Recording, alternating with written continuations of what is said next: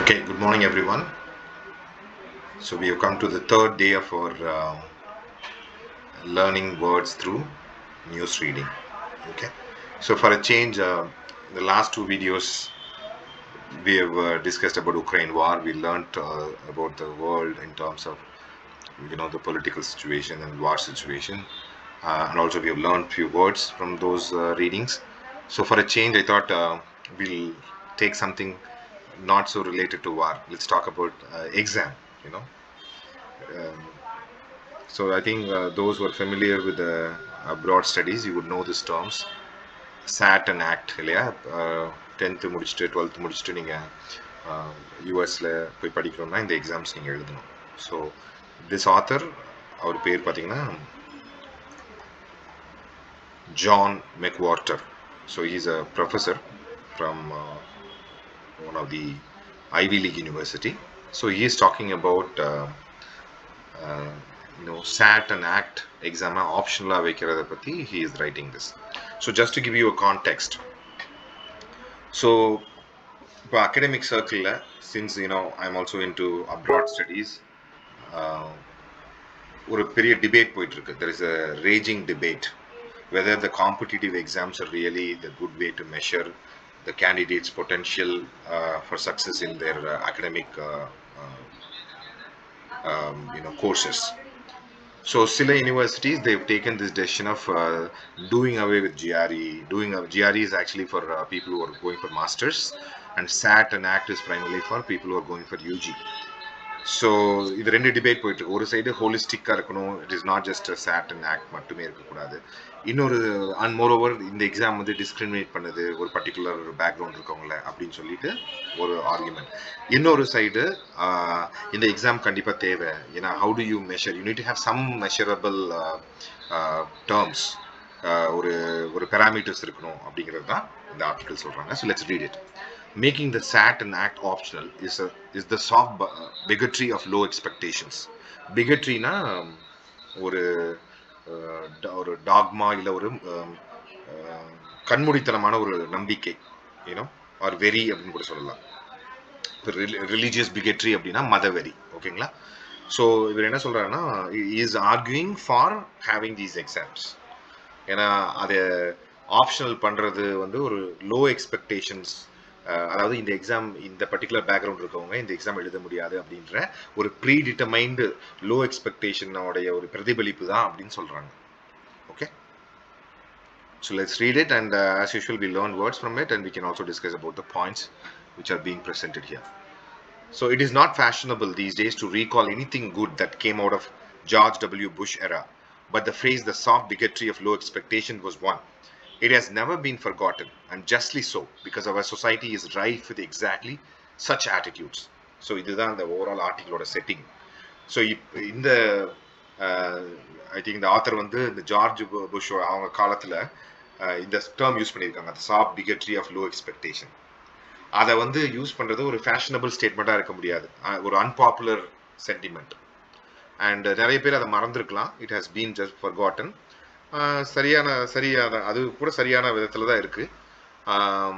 காரணம் என்ன அப்படின்னா, நம்ம சொசைட்டியில் is rife with exactly such attitudes. ரைஃப்னா நிறைந்திருக்கிறதுன்னு அர்த்தம், யூனோ. ஸோ இந்த ஒரு ஆட்டிடியூட் சமூகம் முழுவதும் பரவி இருக்கிறது தான் அவர் சொல்கிறார். ஓகேங்களா? So next paragraph. There is much rumbling about the likelihood that the Supreme Court will deal a coup de grace to racial preferences in university admissions when it takes up two cases, probably in its next term. Challenging affirmative actions policies at Harvard University and the University of North Carolina at Chapel Hill. Okay, so ஒரு contact என்ன, இப்போ supreme கோர்ட்டில் யூஎஸில் ஒரு case போயிட்டுருக்கு. அதில் primarily இந்த competitive exams base பண்ண ஒரு கேஸ் தான் அது. சில பேர் இப்போ சில கம்யூனிட்டிஸ் என்ன சொல்கிறாங்கன்னா, இந்த எக்ஸாம்ஸ் வந்து மெரிட்டுக்கு சப்போர்ட் பண்ணுது, so we need to have it அப்படின்றாங்க. சில பேர் இது எகெயின்ஸ்ட் பர்டிகுலர் கம்யூனிட்டி, உதாரணத்துக்கு ஒரு வல்னரபிள் கம்யூனிட்டி ஃப்ரம் சொசைட்டி, பெரிய இந்த யூனிவர்சிட்டியில் அப்போ ஐவி லீக் யூனிவர்சிட்டி அந்த மாதிரி யூனிவர்சிட்டியில் நிறைய அட்மிஷன் கிடைக்காம போகிறக்கான ஒரு கருவியாக அது பயன்படுது அப்படின்னு சொல்கிறாங்க. சரிங்களா? ஸோ இதில் புது வார்த்தைனா ரம்பிளிங் அப்படின்னா பேசிக்கலி ஒரு எதிர்வாதம் பிரதிவாதம், back and fourth. And Koop the grace அப்படின்னா it's a French term actually. So basically என்ன சொல்ல வராங்கன்னா அந்த ரேஷியல் ப்ரிஃபரன்சஸ் ரிலேட்டடான ஒரு விஷயத்தை டிசைட் பண்றது, அதுதான் அவங்க மீன் பண்றாங்க. To some, this suggests an impending crisis. Impendingனா வரவிருக்கின்ற ஒரு விளைவுகள். Okay, writing for the Nation in 2019, Mark Hulsman assessed the potential impact of the UNC case. Thusly, if the goal is to resegregate higher education, the efforts have largely worked. So, segregation அப்படிங்கிற வார்த்தை உங்களுக்கு meaning தெரியும் நினைக்கிறேன். முதல்ல ஒரு அந்த initial 19th century அப்போ black and white people ஒரே காலேஜில் படிக்க மாட்டாங்க, ஒரே ஸ்கூலில் படிக்க மாட்டாங்க. அதான் செக்ரிகேஷன். ஸோ இது மறுபடியும் ரீசெக்ரிகேட் பண்ணுறதுக்கான ஒரு எஃபர்ட் அப்படின்னு சொல்கிறது தான் இந்த மார்க் ஹோல்ஸ்மேன் அப்படின்றவர் சொல்கிறார். Last year, the Atlantic's Adam Harris wrote that the end of affirmative would mean that the United States will have to face the reality that its system of higher education is and always has been separate and unequal. So, Adam Harris from Atlantic என்ன சொல்றாருன்னா, affirmative action முடிக்கிறது, அதை நீக்கிறது, அதை முடிக்கிறதோட விளைவு எப்படி இருக்குன்னா, higher education வந்து எப்படி நம்ம செக்ரிகேஷன் அப்போ செப்பரேட்டா அன்ஈக்குவலா இருந்ததோ அதை மறுபடியும் ரீஎன்ஃபோர்ஸ் பண்ற மாதிரி இருக்கும் அப்படின்னு சொல்றாரு. அவரோட வார்த்தைகள் இருக்குன்னா அங்கே டபுள் கோட்ஸ்ல இருக்கு. But I find myself thinking about other things, including how we have allowed ourselves to all but give up on the idea that many Black and Latino students, as well as Pacific Islander and Native American students, can compete. So அவர் இதில் என்ன தெரிய வருது அப்படின்றாருன்னா author, almost black people, Latino people, Pacific islander, native Americans வந்து they can compete, அவங்களாலையும் இந்த மாதிரி எக்ஸாம்ஸில் நல்லா பர்ஃபார்ம் பண்ண முடியும் அப்படின்ற நம்பிக்கையை கைவிட்டதனுடைய விளைவு தான் இந்த மாதிரியான ஒரு டெசிஷன் அப்படின்னு சொல்லி ஆத்தர் சொல்றாரு. When we expect less of people, it's often because we think less of them. Very profound statement. ஒருத்தங்களை பற்றி அவங்களோட திறமையை பற்றி நம்ம அண்டர் எஸ்டிமேட் பண்ணோம்னா, ஸோ அவங்களோட எக்ஸ்பெக்டேஷன், அவங்ககிட்ட இருந்து வர அவுட்புட்டை நம்ம குறைவாக, மற்றவங்களுக்கு 90% ஒரு ஸ்டாண்டர்ட் வைக்கிறோம்னா இவங்களுக்கு நம்ம கம்மியாக வைக்கிறோம்னா அவங்கள பற்றின மதிப்பீடுகளையும் நம்ம கம்மியாக வைக்கிறோங்கிறது தான் இந்த பர்டிகுலர் சேயிங் சொல்லுது. In 1974, linguistic anthropologist Elinor Arch documented that in rural villages in Madagascar, women were associated more with direct and therefore less refined speech than men. Their culture heavily valued circumlocution, diplomatic, even delicate speech, but it was still considered socially acceptable for women to speak bluntly, sometimes even coarsely, because less was expected of them. Okay, so அவர் சொன்ன பாயிண்ட்டை prove பண்ணுறதுக்காக author என்ன ஒரு example use பண்ணுறாருன்னா, 1974 ஒரு Eleanor aux அப்படின்றவர் ஒரு document பண்ணியிருக்காரு மடகாஸ்கரில் இருக்கிற வில்லேஜில். அந்த சொசைட்டியில் ஒரு பொலைட்டான ஸ்பீச் தான் வந்து ஒரு ஸ்டாண்டர்டான ஸ்பீச். பட் விமன் பார்த்தீங்கன்னா அவங்க வந்து they can use very crude and ஒரு ரஃபாக, ஒரு பிளண்ட்டுங்கிறது எப்படி பாலிஷ்டாக இல்லாமல் ரஃபான வேர்ட்ஸையும் யூஸ் பண்ணுறதுக்காக அவங்க அலோவ் பண்ணாங்க. ஏன்னா from women they expected a less refined language. Okay, less expectation because they underestimate women. அதுக்கான எக்ஸாம்பிள் தான் ஆத்தர் இங்கே மீன் பண்ணுறாரு. சர்க்கம்லொகேஷன்னா ரொம்ப வார்த்தைகளை சரியான முறையில் பயன்படுத்துறது. கோர்ஸ்லி அப்படின்னா ரொம்ப பாலிஷ்டாக இல்லாமல், ரிஃபைன்மெண்ட் இல்லாமல் பயன்படுத்துறது. So that is what these words mean. So அந்த எக்ஸாம்பிள் எடுத்து ஆத்தர் இஸ் கம்பேரிங். இப்போ பிளாக் அண்ட் லட்டினோ ஸ்டூடெண்ட்ஸ்க்கு வந்து நீங்கள் என்ன பண்ணுறீங்க, இன்ஸ்டியூஷனில் ரிசர்வேஷன் இல்லை ஒரு சீட் கொடுக்கணும், அதுக்காக அவங்கள நிறைய வரணும்னா அந்த எக்ஸாம் நம்ம எடுத்துடணும் அப்படின்னு நீங்கள் என்ன மீன் பண்ணுறீங்கன்னா, அந்த ஸ்டூடெண்ட்ஸ் இந்த எக்ஸாமில் கம்ப்ளீட் பண்ண மாட்டாங்க அப்படிங்கிறத நீங்கள் அசியூம் பண்ணி அதை சொல்கிறீங்க அப்படிங்கிறத அந்த ஆத்தர் சொல்ல வர்றாரு. பட் இதனால அஃப்கோர்ஸ் இதில் நிறைய பேருக்கு மாறுபட்டான கருத்துக்கள் இருக்கு. பட் அந்த பர்டிகுலர் ஸ்டூடெண்ட்ஸ் நம்ம என்ன கன்வே பண்ணுறோம், யூனோ, ஸோ அவங்களுக்கு நீங்கள் இங்கே இருந்தால் போதும், your presence matter. But too often the message being communicated to black and Latino people is that our presence is what matters, not our performance. So நீங்கள் இருந்தால் போதும், நீங்கள் படிக்கிறீங்களா இல்லை எந்த அளவுக்கு பெர்ஃபார்ம் பண்ணுறீங்களா முக்கியம் இல்லை, அந்த மாதிரி ஒரு மெசேஜை நம்ம அவங்களுக்கு சொல்கிறோம். So I am uncomfortable, for example, with the domino effect elimination of standard testing requirements in university admissions policies across the country. Domino effect na ஒரு எஃபெக்ட்ல அதோட இன்னொரு இம்பாக்ட் என்ன, கண்டினியூஸா, யூனோ. உதாரணத்துக்கு ஒருத்தர் வந்து இப்போ பாசிட்டிவான ஒரு எக்ஸாம்பிள்னா ஒருத்தர் எக்ஸசைஸ் பண்ணுறாரு, அது மூலமாக ஒரு ஹெல்த் இம்ப்ரூவ் ஆகுது, அது மூலமாக ஒரு மருத்து சாப்பிட்றத குறைக்கிறாரு, அது மூலமாக ஒரு ஹாப்பினஸ் இன்க்ரீஸ் ஆகுது, அது மூலமாக ஃபேமிலியில் வெல்பீயிங் வருது, இன்னொருத்தர். ஸோ ஒரு ஆக்ஷனுடைய இம்பாக்ட் இன்னொரு ஆக்ஷன், அது ஒரு செயின் ஆஃப் ஆக்ஷன்ஸாக போகுது இல்லைங்களா, அதுதான் டாமினோ எஃபெக்ட்னு சொல்லுவாங்க. ஓகே, ஸோ அந்த இந்த இடத்துல என்ன மீன் பண்ணுறாருன்னா, அந்த மாதிரி நம்ம ஸ்டாண்டர்டைஸ் எக்ஸாம் ரிமூவ் பண்றது மூலமா அவங்களுடைய பர்ஃபார்மன்ஸை நம்ம நம்பாதது மூலமா என்ன மாதிரியான விளைவுகள் அவங்கள பத்தி அண்டர் எஸ்டிமேட் பண்ணுவாங்க, அதோட செல்ஃப் எஸ்டீம் லோ ஆகும். ஸோ அவங்க ஆஸ்பிரேஷன்ஸ் கம்மியாகும். அவங்க வந்து ப்ரீ ஜட்ஜ் பண்ணி ஒரு பெரிய ஆம்பிஷியஸான ஆப்பர்ச்சுனிட்டிஸ்க்கு ட்ரை பண்ண மாட்டாங்க. ஸோ இது மாதிரி நிறைய விளைவுகள் இருக்குங்கிறத அவர் மீன் பண்றாரு. ஓகேங்களா? ஸோ இப்போ எக்ஸிஸ்டிங் 1800 காலேஜஸ் அண்ட் யூனிவர்சிட்டிஸ் இன் யூஎஸ்ல they don't need act and sat result. Okay, and even இது நார்மலான ஸ்கூல்ஸ்ல மட்டும் இல்லைங்க, ஈவன் ஐவி லீக்ஸ்னு சொல்லப்படுற பெஸ்ட் ஹார்வர்ட் அந்த மாதிரி prestigious ஸ்கூல்ஸ்லையுமே they have removed the option. They made it sat and act as an optional thing. Okay, so since the author வந்து he has been in academia for a long time, so he knows the discussion and debates about how racial preference and the exam pattern, those things, that is what he is trying to say. Okay, and questions about how predictive the tests are of student performance are welcome. Definitely ஒரு exam வந்து எப்படி ஒரு ஃபேவரபிளா ஒரு particular டெமோகிராஃபிக்கு இருக்கு, ஒரு இப்போ white privilege கம்யூனிட்டிக்கு எப்படி இருக்கு, அதோட இம்பாக்ட் எப்படி ஆப்பிரிக்கன் பீப்புள், அதை வந்து ஸ்டடி பண்ணலாம், அதை வந்து ஓரளவுக்கு பேலன்ஸ் பண்ணலாம். பட் அந்த எக்ஸாமையே ரிமூவ் பண்றதுங்கிறது is not a right approach அப்படிங்கிறது தான் author is trying to say. But those questions don't conclusively refute the utility. Refute-na மறுதளிக்கிறது, வேற மறுக்கிறது. Utility-na பயன், டெஸ்டுடைய பயனை வந்து அது முழுவதும் புறக்கணிக்கல அப்படின்னு சொல்றாரு. It is a measure of their success in college அப்படின்னு சொல்றாரு. ஓகேங்களா? So it doesn't make a case for eliminating the test result or test as an option.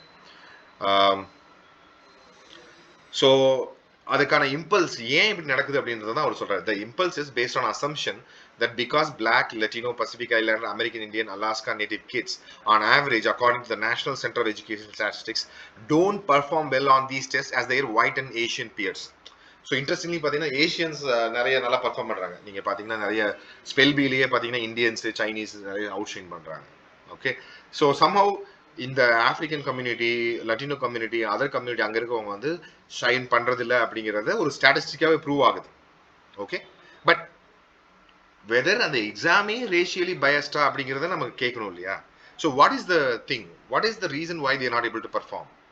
Probably அவங்களோட காக்னிட்டிவ் ஸ்கில்லையே பிரச்சனை இருக்கா, அப்படி இல்லை அவங்களுக்கு டெஸ்ட் பண்ணுற மெத்தடில் ஏதாவது டிஃப்ரென்ஸ் இருக்கா, இதெல்லாம் நம்ம கேட்கணும். ஓகே, அண்ட் இப்படி நீங்கள் அசியூம் பண்ணும்போது என்ன ஆகுதுன்னா, they are not as intelligent, அதுதான் இந்த வேர்ட் மீன் பண்ணது. This would seem dangerous close to saying they are not as intelligent as others. So ஒரு ராங்கான எண்டுக்கு போக வேண்டிய சூழ்நிலை வந்துடுது. Isn't that the intention, that it's inference that there is something cultural, broadly speaking, that hinders their ability to perform well on these tests? So hinders na தடை செய்வது. Okay, inference na புரிந்து கொள்ளுதல். Okay, so is that the intention? Are we setting this intention for the Black people and the Latino people? So that is what the author is asking. Interestingly, the author is an African American, or background உங்களுக்கு. Okay, so இதுக்கு என்ன result பண்ணலாம் அப்படின்னா, probably இந்த மாதிரி exam பர்ஃபார்மன்ஸுங்கிறது ஒரு certainly ஒரு important factor. அவங்களோட ஏன் அதில் அவங்க பர்ஃபார்ம் பண்ண முடியல அப்படிங்கிறதுக்கான ரிசர்ச் நம்ம பண்ணணும்னா, there are many aspects which we can actually laud it. And many institution என்ன பண்ணுறாங்கன்னா, they want to take an easy way out without training these people for the acing the test. They want to increase the diversity because the government is responding and providing a lot of support. So they decide to go for a short option of waiving the exam அப்படின்னு தான் author சொல்ல வர. ஓகேங்களா? So I think the entire article is very interesting. It talks about how it is important for the colleges to have some balanced view. Just because they want to increase the diversity, they should not just remove all kind of standards. And also they should not go and succumb to tokenism. What is tokenism? It's a very interesting word. Tokenism na ஒரு விஷயத்துக்கு சிம்பாலிக்கா, இப்போ உதாரணத்துக்கு ஒரு நீங்கள் வந்து இப்போ நம்ம ஊரில் just to give an context, manual scavengers சொல்லுவாங்க இல்லையா, they will remove all the human waste and everything. அதை ரிமூவ் பண்ணணும்னு யூஎன்லேயே தீர்மானம் போட்டாங்க. இந்தியாலையும் வருஷம் கவர்மெண்ட்டும் அதை சொல்லுது. பட் நம்ம என்ன பண்ணுறோம், டோக்கனிசம், அவங்களுக்கு வருஷத்துக்கு ஒரு தடவை அவங்கள போயிட்டு ரொம்ப தேங்க்யூ பண்ணி நீங்கள் எங்களுக்கு ஹெல்ப் பண்ணுறீங்க அப்படின்ட்டு ஒரு அவங்க காலை வந்து தண்ணி ஊற்றி கழுவி அவங்கள கும்பிட்றது, இந்த மாதிரியான ஒரு சிம்பாலிக் கெஸ்டர்ஸ் தான் பண்ணுறோம். சிஸ்டமேட்டிக்காக அவங்களோட இஷ்யூஸை சால்வ் பண்ணுறது இல்லை இல்லையா? அதை மாதிரி தான். ஸோ ஒரு கிளாஸில் ஒரு 4 பேருக்கு ஒரு பிளாக் பீப்புளுக்கு ஒரு அட்மிஷன் போட்டுட்டா அது வந்து ரியல் டைவர்சிட்டியாக இருக்க முடியாது. ஜஸ்ட் ஒரு மியர் டோக்கனிசம், ஒரு சிம்பிளிசம் தான். ஒரு கோட்டால இவங்களுக்கு கொடுக்குறோம் அப்படின்ற மாதிரி தான் வருமே ஒழிய உண்மையான மாற்றத்தை அதில் ஏற்படுத்தாது. அதுதான் அவங்க மீன் பண்றாங்க. ஸோ ஐ திங்க் அதுக்கான ஒரு எக்ஸாம்பிள்லாம் சொல்றாரு. எப்படி சுப்ரீம் கோர்ட்ல கிளாரன்ஸ் தாமஸ்ங்கிற ஒரு ஆப்பிரிக்கன் அமெரிக்கன் ரிட்டையர் ஆகும்போது ஜஸ்ட் தரவ் குட் மார்ஷல் அப்படின்றவங்க அப்பாயிண்ட் பண்றாங்க. ஸோ அந்த டைம்ல நிறைய கான்ட்ரவர்சி வந்துச்சு. ஜஸ்ட் பிகாஸ் ஒரு பிளாக்னால இது ஒரு அவங்களோட குவாலிட்டி எல்லாம் பார்க்காம நம்ம செலக்ட் பண்ணுமா அப்படின்ற மாதிரியான டிஸ்கஷன்ஸ் எல்லாமே போச்சு. ஸோ டோக்கனைசிங் பீப்புள் நீங்க பண்றதுனால what you are doing is assuming there not able to perform, there not able to come up with their full potential. So நீங்க வந்து அவங்களோட பொட்டன்ஷியல் நம்பாததனுடைய விளைவு அப்படின்னு சொல்றாங்க. ஓகே, ஸோ இதுல இன்னொரு வார்த்தை, இன்ட்ரெஸ்டிங்கான வார்த்தை, இனாக்குலேட் அப்படிங்கிறது என்னன்னா, இனாக்குலேட் மீன்னா ஒரு விஷயத்துல இருந்து ப்ரிவென்ட் பண்றது. இப்போ உதாரணத்துக்கு தடுப்பூசி இனாக்குலேஷன் தான் சொல்றாங்க இல்லையா, ஒரு எதிர்மறையான விளைவிலிருந்து காப்பாத்துறது. ஸோ இந்த இடத்துல என்ன மீன் பண்றாங்கன்னா, டீச்சர்ஸ் என்ன பண்றாங்க, இந்த மாதிரி அலோவ் பண்றதுனால யாருமே வந்து நீங்க ரேசிசம் பண்றீங்க அப்படின்னு சொல்ல முடியாது. அதனால they want to avoid this by opening up and removing all the standard of exam. But okay, but maybe இந்த ஸ்டூடெண்ட்ஸ்க்கு அது பெனிஃபிட்டா இருக்கலாம் ஒரு நல்ல காலேஜஸ்ல படிக்கிறதுனால. பட் இது என்ன மாதிரியான லோ எக்ஸ்பெக்டேஷனை அவங்களுக்குள்ள கிரியேட் பண்ணும் அப்படிங்கிறதையும் நம்ம கன்சிடர் பண்ணோங்கிறதா இந்த பர்டிகுலர் ஆர்டிகல் சொல்லுது.